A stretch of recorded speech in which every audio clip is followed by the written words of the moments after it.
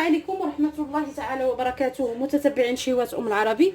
غادي نوجدوا واحد الملوي في الفران كيجي رائع بزاف، فنتمنى تجربوه وهكا نوعوا به في العشيه، يعني هكا مع صوينيه ديال اتاي. غادي نحتاج جوج زلافات ديال الدقيق الابيض، معاهم زلافه ديال الفينو، الملحه، الخميره الفوريه. انا كندير واحد المعلقه ديال العسل دائما في المعجنات باش تعطيني اللون عوض السكر. وغادي المدافي باش غادي نجمعوا هاد العجين ديالنا. فهاد المكونات كامله غنديرها في البول ديال العجان ديالي، وغنضيف عليها الماء، وغادي نديرها كتدلك مزيان مزيان. كيف كنقول دائما، عجين المسمن خاصو الدليك. ما نعرف، انا ما باغاش تدخل ليا هذيك ديال غير جمعيه وديريه في بلاستيكه ولويه وحطيه. فاي حاجه بغيناها راه غنضربوا عليها شويه ديال التمره باش النتيجه تكون زوينه. فكيف قلت لكم غندير هاد المكونات كامله في العجان، تدلك مزيان، نخليها ترتاح واحد 10 ديال الدقائق. من بعد غادي نقرصها ونديرها كويرات ونخليها ترتاح عاوتاني اطول مده ممكنه عندك، حتى ل 30 دقيقه. ومن بعد غادي نتلاقى انا وياكم باش نشكلوا العجين، باش ما يجيش الفيديو طويل بزاف. الملوي ديالنا من بعد ما وكان يعني درتو كويرات، ها هما خليتهم حتى وكان ارتاحوا. فدابا غادي نحتاج 4، كل ملويه في الفران غنديروا فيها 4 ديال الكرات.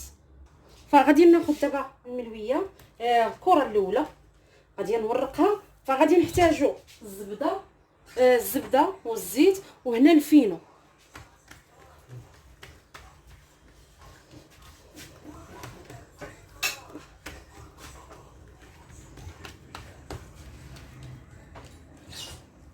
فعلى هذا الشكل صافي غنديروها مربع.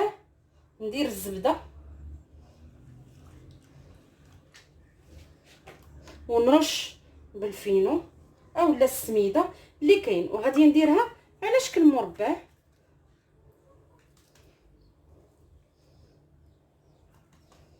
ونرش. فغادي ندير وحده في قلب وحده، غادي ندير 4 بحال هكا. غادي ندير الثانيه،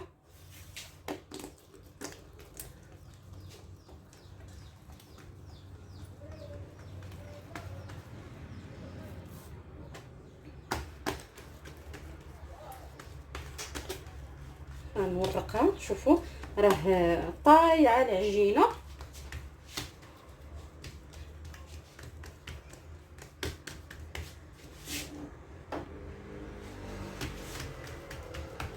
صافي ندير الزبده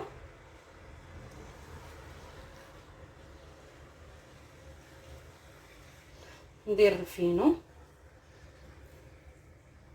وندير وحده اخرى. شفتوا غنبقى ندير وحده وسط وحده.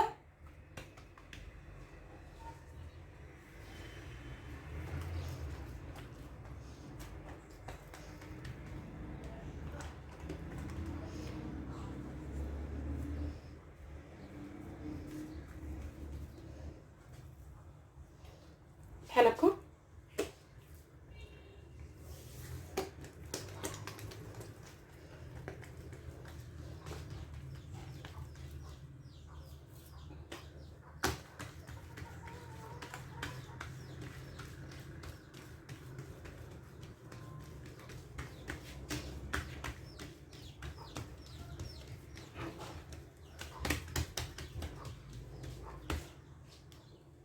دائما الزبده.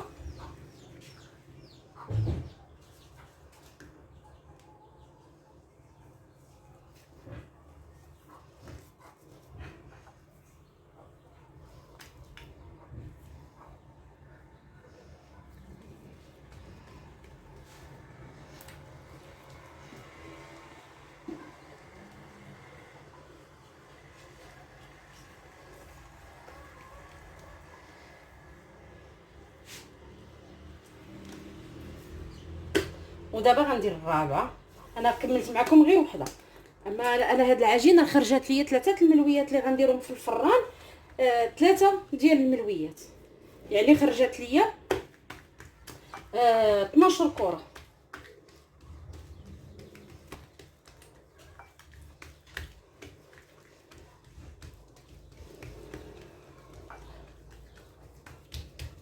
صب صب صب. شركتوها معليش، نحاول نصلحها. غادي ندير هادو هما اللي هنا، شفتوا؟ ندير هادو باش يبقاو ليا هما لداخل وما يجيوش هنا في الجناب.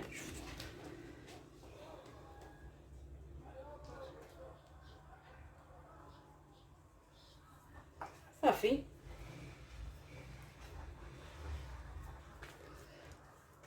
وغادي نديرها ترتاح هنا على جنب، وغادي نغطيهم بواحد البلاستيك غذائي ونخليها حتى ترتاح، وغادي نتلاقاو. انا غادي نكمل الكميه اللي عندي كامله ونتلاقاو فيما بعد. هنا كيف كتشوفوا خليت القريصه الخبيزات ديالي اولا المسمنات ديالي ارتاحوا مزيان. فدابا غادي نقادهم على شكل مسمنات، على شكل مدور. فغادي نقرصها مزيان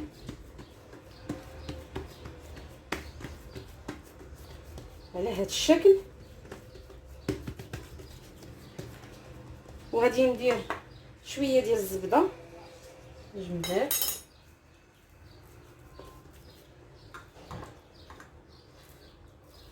غير من هذيك اللي بقات ليا، وغادي نحاول نجيب هذه هنا، يعني نجمعها على شكل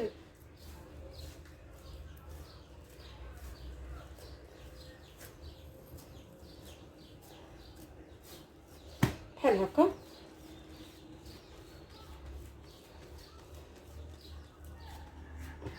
وغادي نحطها على جنب حتى هي، ونعاود نغطيهم ونخليهم حتى وكان يرتاحوا ليا مزيان باش دغيا يتقرصوا ليا. بحال دابا هادو هانتو كيف كتشوفوا، شوفوا كلها مدلوكه العجينه.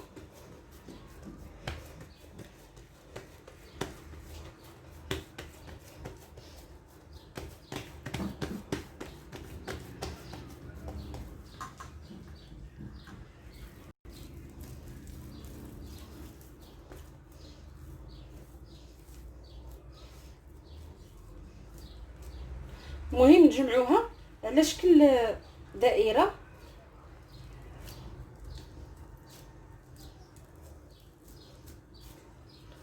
بحال هكا، نقادها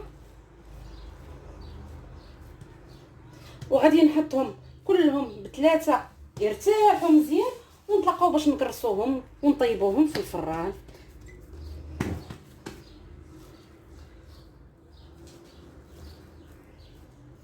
نغطيوهم ثاني بلاستيك غذائي وغنخليهم واحد الربع ساعه، يعني واحد 15 دقيقه، وعاد نقرصهم. ديك الساعه غادي نقرصوهم في الطاوه وغادي ندخلوهم الفران.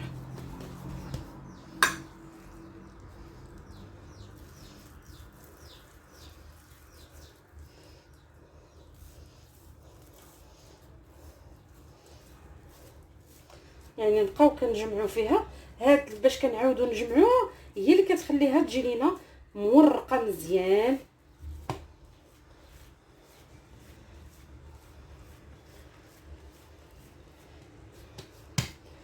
صافي غادي نغطيهم ونخليهم يرتاحوا ونتلاقاو باش نقرصوهم. كيف كتشوفوا مني ارتاحوا ليا، فغادي ناخذ شويه ديال الزيت وغادي نقرصهم مزيان.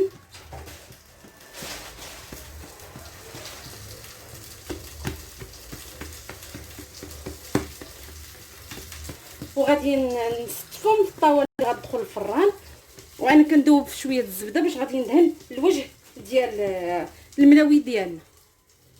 هنا كيف كتشوفوا من بعد ما قرصتهم على شكل دوائر، فخديت الزبده مذوبه وغادي ندهنهم كامل باش يجيونا كلهم محمرين. صافي وغادي ندهن وغادي ندخلهم الفران. الفران راه مسخن مزيان يعني على 220 درجه، و خاصو يكون سخون. منين نبغي نرمي ليه هاد الملويات ديالنا، منين ندخلهم غادي نقص الفران غنخليه على 200 وغندخلهم يطيبوا. العافيه تكون عليهم غير من تحت على عافيه متوسطه. مني غادي يطيبوا لينا غادي نخرجوهم. غادي نقدموه بالصحه والراحه. هذا هو الملوي ديالنا في الفران. شوفوا كيف كيجي رائع بزاف، كيجي كله مورق. هانتو كيف كتشوفوا زوين بزاف بزاف. فغادي نقطع لكم غير باش تشوفوا كيف كيجي من الداخل.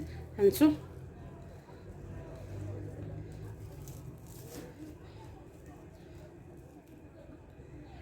غزال غزال البنات، غزال بزاف بزاف بزاف. هانتو فنتمنى الوصفه ديال اليوم تروقكم وتنال الرضا ديالكم وتجربوها. وإلا عجبتكم الوصفه كيف ديما ما تنساونيش من لايك الفيديو، اشتركوا بقناتي قناه شهوات العربي باش دائما توصلوا بكل جديد. دمتم في حفظ الله ورعايته، والى وصفه قادمه بحول الله.